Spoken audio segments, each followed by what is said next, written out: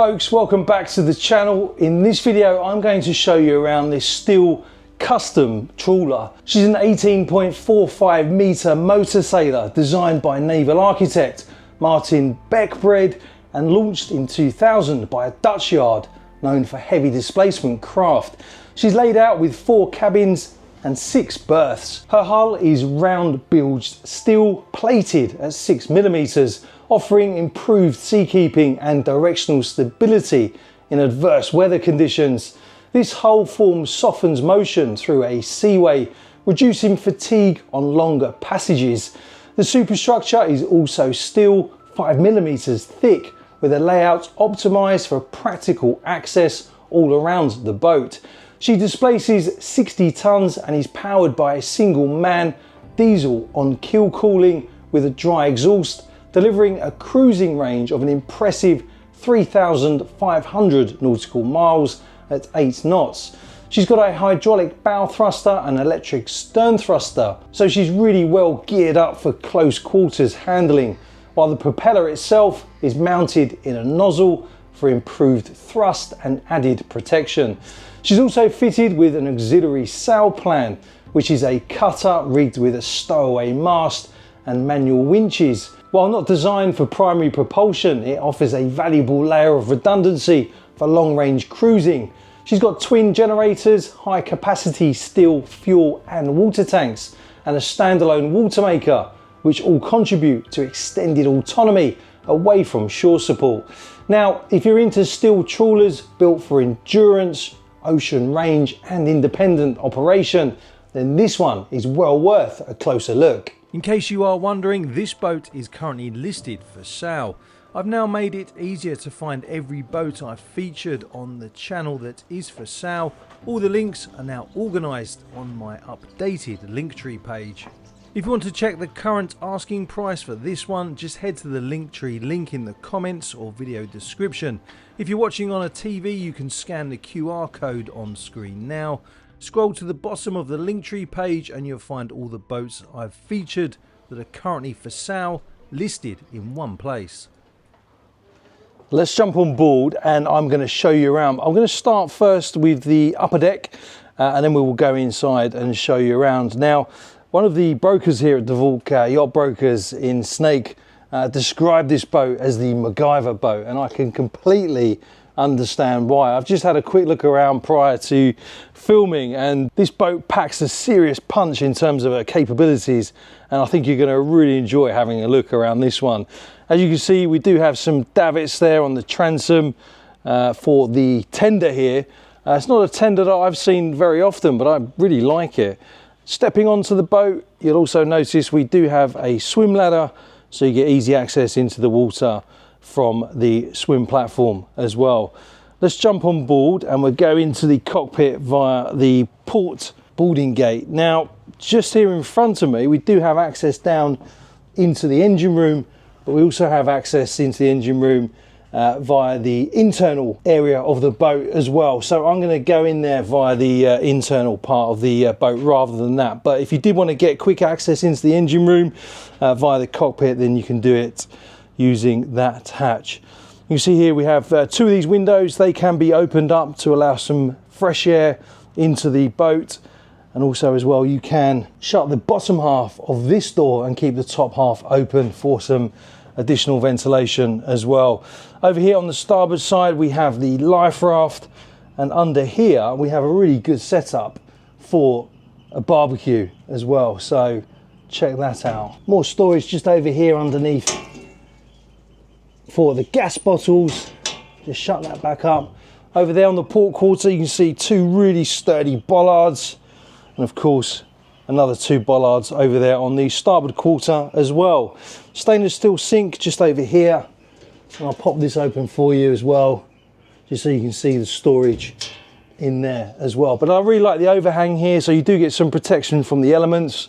If a squall comes in quickly but you still want to stay outside, then you can really just sit on there and still enjoy the view without getting soaking wet. You'll notice as well we've got some CCTV cameras dotted around as well for additional safety, and I think they're a really good feature, and they're important as well, because if you and your partner are on the boat, it's always good to have a set of even digital eyes looking at this section of the boat, keeping almost like a constant watch really in terms of what is going on. You notice we've got 2 steps built into the superstructure there, so if you wanted to, you could climb up there and get access up onto the boat deck, but we're going to have a look around there a little bit later on. Nice wide port side deck here, plenty of scuppers, decent sized bulwarks on here as well, so you feel really safe and really secure as you are walking around. I do like the fact that the superstructure overhangs on this part of the side deck as well, again just for that additional protection. But obviously from this side you can see the large windows into the saloon, which we will go and have a look at a little bit later on in the boat tour video. But first let's head up to the bow, step up these 3 steps here to bring us up level with the wheelhouse. And this is a beautiful wheelhouse. I can't wait to show you around there later on. We'll give you a quick peek though. You can see we've got the Starlink on board this boat as well. A little nav station over there on the starboard side. But let's save that for later on. First I want to take you up onto the bow. You'll notice we have a Portuguese bridge here. So again, if you're going to be out on the upper deck in some rough weather moving around, you get some additional protection thanks to the Portuguese bridge. I love these forward raking windows here. There's plenty of windows on this wheelhouse, so you get a really good visibility all around the boat. Moving down here, I won't open all of these up. I'll open one of them up for you, but look, we've got somewhere there you can store your lines. Let's open this one up as well actually. More lines in there. And on the deck we have a prism, and that gives you some more natural light in the accommodation area. And again, I mean, I was really blown away when I had a look around the accommodation. They packed a lot of berths on this boat. But before we go down below, let's go all the way up to the bow. The boat's equipped with 2 70-kilo anchors, each with 100 metres of 16mm chain, handled by a heavy-duty wreck and horseman electric windlass. There's also a hydraulic capstan and seawater deck wash system. And if I open this up, you'll see below you get access down into the chain locker. And again, more storage there for buoys and anything else that you want to stow away in there. If I take a step back and just show you the profile of this boat as well as the rigging. Although she's primarily powered by a single MAN diesel, this boat is also rigged for auxiliary sail, something you rarely see done this well on a motor sailor of this type. She's cutter rigged with a stowaway mast and mechanical boom vang, and all sails are manually operated using Lumar winches. There's a mainsail, a genoa on a furler, a staysail on its own furler, and a dedicated cutter. The stand-in rigging is wire supported by a single set of spreaders, and the entire system was fitted by the current owner as a backup propulsion option for long-range passage making. It's not about performance sailing, it's about mechanical redundancy. If the engine fouls mid-ocean, this setup can still move the boat and maintain steerage, which is a major advantage when self-sufficiency really matters. For an explorer yacht, it's a smart layer of insurance built into the design. And check out the size of that loud hailer over there on the port side of the wheelhouse, and over there on the starboard side we have a huge searchlight as well. Now you might recognize this boat over here on the starboard side. I did do a full walkthrough boat tour aboard that boat. If you want to check that out, make sure you head to the link that I'll leave in the comments or the one in the video description, and then just scroll down to my Trawler Yacht playlist and you'll find the video for that one as well as this one, the green-hulled trawler over here, and Sirius as well. So if you haven't seen those videos yet, make sure you do by heading to my Trawler Yacht playlist. I've not had a look under here yet, so let me do that with you and see what we've got. Oh, that's a big heavy duty hatch there, and that leads down actually into the master cabin, and look, you can get access to the motor there for that bollard. Right, let's come back through the Portuguese bridge. We'll head back aft along the starboard side deck. As we move aft, you'll see we have a ladder that will take us up onto the boat deck. So we'll step up here and show you around, and you have got lots of space up here. You've got another tender over here on the port side with a crane just here aft as well. Like I said at the beginning of the video, you can see why the brokers call this the MacGyver boat, because it has just got so much on it. Another radar over there on the port side. You see the Furuno GPS antenna just over there. Starlink antenna on there as well, and also we've got the solar panels just over there as well. Really big SSB aerial there.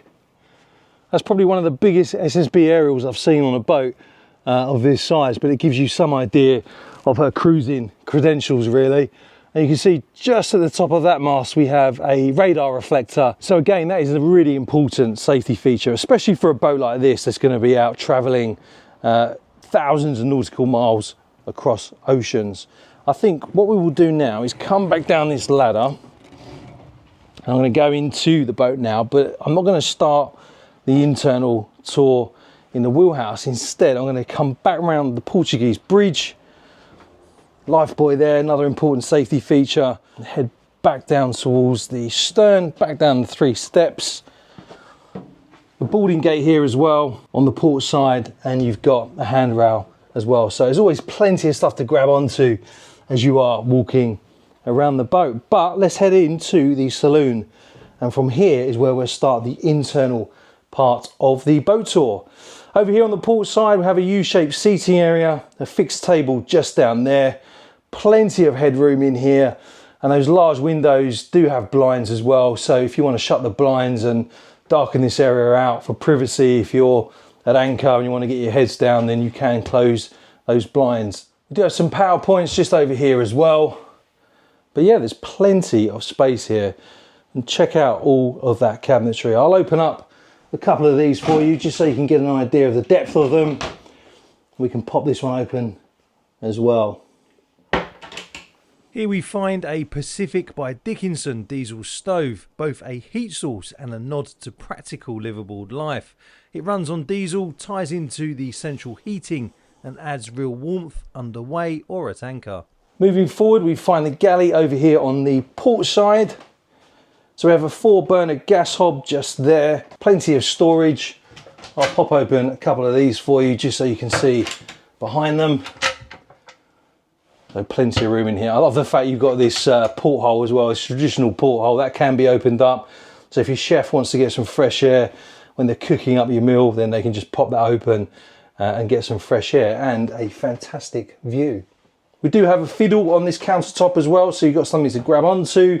Underneath the 4 gas burner we have a Bosch oven, a radiator just over there, and on this side we have a stainless steel sink, some more storage just up there. But I like the way you can interact with your guests on board the boat from the galley thanks to this opening here. Let's open a couple of these. I've not had a look in here yet. There we have a large dishwasher. That's a decent sized dishwasher, and just to the right of that we have some more storage and somewhere to keep your trash as well. Another porthole over there on the starboard side. You see we've got another radiator here. Just over here is where we find a fridge. I can just pop that open with one hand. So we've got some cold storage in there, and just underneath that one is the freezer. Let me take you up into the Wheelhouse now. So we step up these 4 steps into this really impressive Wheelhouse. I absolutely love this. Check this out. Over here on the right hand side we have the battery meters, and then just moving over to the left we have the Garmin GPS autopilot.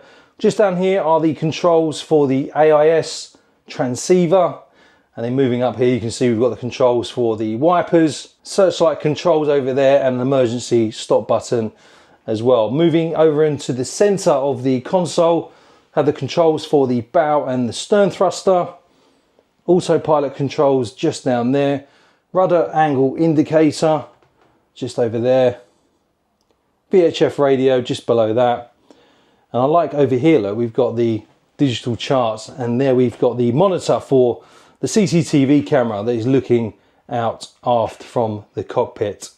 Another Raymarine Dragonfly display over there, and just over here on the left we have the radar display. These are man overboard lifebuoy lights. I stock them in my affiliate store. The link for that is in the video description or comments. And of course you've got something to grab onto here as well. I love this traditional ship's wheel. And if I come and sit in the captain's chair, just to give you the captain's eye view, look at that. Forward raked windows reduce glare and shed water more efficiently, a smart feature for offshore passage making. If I just stand up and turn around, you can see, look, you've got a good visibility both along the starboard and the port side as well. But something that I really love about this wheelhouse is this navigation station just over here. So we've got a huge desk area where you can set up all your paper charts. Another VHF radio just over there. Another repeater panel for the autopilot. And if you want to listen to some tunes whilst you're on the way, you've got your CD player just over there. But yeah, absolutely love it. And of course, no navigator station would be complete without a chart light on there as well. I've not had a look in here yet. Let's pop it open and see what we've got. Ah, there you go. Look, you can get access to all of the electrical looms and wiring for the helm position. But very, very impressive. There is the control for the searchlight. But yeah, I absolutely love it. Let me know what you think in the comments. Over here on the port side, we have an L-shaped seating area, which is raised. So you can come over here, sit down, take a pew, and watch everything unfold before you. A really, really nice setup. I absolutely love this wheelhouse. As we saw earlier on in the video, just up there is where we've got one of the routers for Starlink. You can open up these windows as well so you can get some additional ventilation in here. But yeah, plenty of headroom, obviously really bright, really airy. Everything you need in terms of your controls within easy reach. Overall, a very impressive setup. Right, let's spin around. I'm going to go and take you into the accommodation now, and then we will finish in the engine room. So step back down here and down these 3 steps. All the accommodation on this boat is up forward, as you will see. Behind this door we have a day head, obviously toilet, sink over there, and another porthole. How many of these knots can you do? Let me know in the comments. I could probably just about manage maybe 3 or 4 of them. It's been a while since I've had to practice my knots. Right, anyway, down here is where we have the internal access into the engine room. I'll take you in there in just a second. Some power points over there on that bulkhead. Moving forward over here on the port side, we have the first cabin. Plenty of storage underneath that bed. A desk area just over here so you can set your laptop up and your computer up, get some work done. Open this curtain to reveal another large porthole. But this is a very, very comfortable cabin. As I say, decent amount of space in here for your lucky guests who are going to be joining you on your transoceanic voyages. I'll just shut that door, pop this open to reveal some hanging locker space in there. But yeah, plenty of headroom in here. I really like the setup. For someone like me who is a bit of a digital nomad with that Starlink, I could set up my MacBook on here, do some editing, do some videos whilst underway, and then once I finish, I can just get my head down. So yeah, I really like this setup. Let's open up this door again. Come back out into the passageway. Over here on the starboard side is where we find our second cabin. So over here on the left, more hanging locker space. Almost an identical kind of setup really in this cabin. You've got a radiator just under there. And again, you can set up your little work area on this desk as well. Another big porthole there. And we've got our single berth just there with some more storage underneath. Again, plenty of headroom. Thanks to the way that the superstructure has been designed on this boat, you've got headroom exactly where you need it, which is in this portion of the cabin. Obviously it tapers down over there on the starboard side, but you don't really need the headroom over on this side, to be honest with you. But yeah, very impressive. Let's pop this open. Got some more storage in there. Right, let's come back out into the companionway again. Over here on the port side is where we have another cabin, another single cabin. Some drawers under there, keep your stuff stowed away. More storage just under that part of the berth as well. Decent sized radiator over there. Another big porthole. And again, a really nice desk setup. I love the fact that on this boat, every cabin, in terms of the guest cabins, have got their own little work area. I think that's a really nice touch.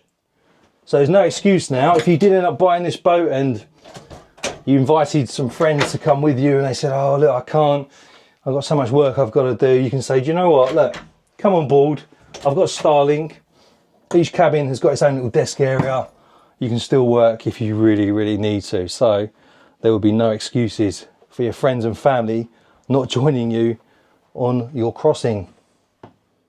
Over here on the starboard side is where we find the washer dryer, another sink over here, toilet just down there, and a shower here. So it's a combined kind of utility room stroke bathroom as well. Another big porthole just over there. Another mirror so I can just chop you off a Navy salute and say as you were. But yeah, again, lots of headroom in here, nice and spacious, nice and bright and airy. So if you're going to be spending any significant amount of time on this boat, pretty much everywhere you go, you're going to benefit from lots of space, lots of natural light. Here we have the deck prism just there, look, what we looked at earlier on when we were up on the bow. There we have the master cabin. I'm going to take you in there in just a second, but first I'm going to open this door to reveal just how much dry storage space you've got in here. You've got plenty of shelves in here and they go all the way back as well. So you can store lots of stuff in here. And if your guests become rowdy as you cross the Atlantic and you need a brig, there we go, look, you can even use it as a brig. There's a lot of space in here. Let's come back out, shut that door, and I'll show you around the master cabin. Nice decent sized bed in here. You can get access both on the right hand side and the left hand side, thanks to this little step that brings you up. So you can quickly jump into bed after a long hard day of seamanship. Over here we have another locker with some shelves in. So again, you can keep all your stuff stowed away in there. More storage just up there. Nice decent sized porthole over there on the starboard side.